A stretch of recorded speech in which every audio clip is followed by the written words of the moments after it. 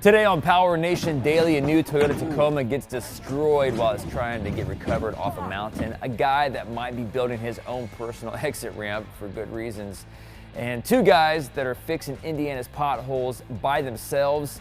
Why is Waze rerouting people up giant hills in Los Angeles? And Arkansas City will be giving out tickets for people with inoperable cars. So pull up a chair. This is PowerNation Daily.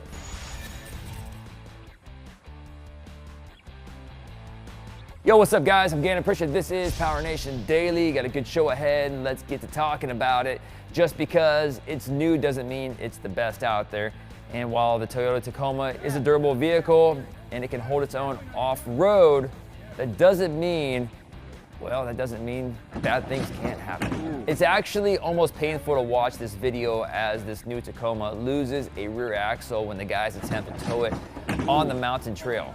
Things went from bad to worse as the FJ Cruiser tried to tow the Tacoma downhill with its winch line. After the Tacoma driver locked up his rear axle, it's possible the U-bolt broke and jammed everything up. All I know is, well, that's gonna be expensive. The Seneca Nation and the state of New York have been battling it out over taxes for years now. New York says the tribe has illegally been avoiding paying them, and the Senecas say they don't need to pay them. They're a sovereign union. What does this have to do with cars? Here we go. Well, one tribe member who owns a smoke shop is now allegedly building his own off-ramp that leads directly to his shop. Right to his shop. Jalopnik reports that Eric White recently lost a court ruling that ordered him to pay $2.4 million in fines over unpaid cigarette taxes. Now, what looks like a protest, White is building what appears to be an off-ramp on tribal land. This is getting good. Stay tuned to PowerNationTV.com for an updated version because I'm curious what happens here. This guy must have some serious cash. He's like, I don't need your money. It's that time of year when Mother Nature creates these monsters called potholes. And like all of us, these things, well, we don't like them. But maybe not as much as these two guys from Indiana because they decided if Indiana's not gonna fix them, they are. Mike Warren and Chris Lang started Open Source Roads, which is a group of volunteers that actually repair Indiana's pothole problem. They say the local people and officers are supportive and thankful.